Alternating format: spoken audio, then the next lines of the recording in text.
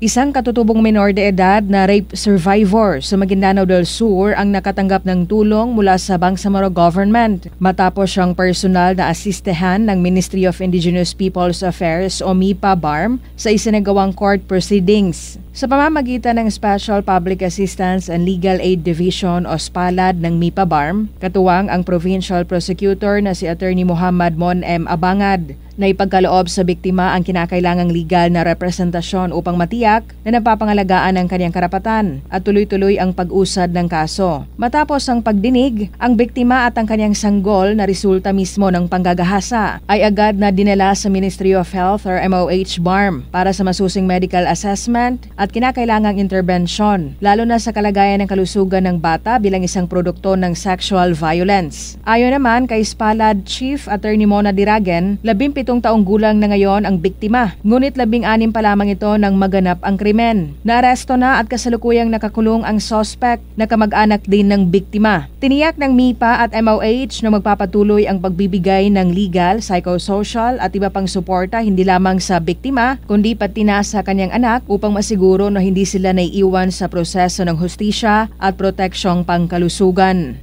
Rufa Mocalid, NDBC, Bida Balita.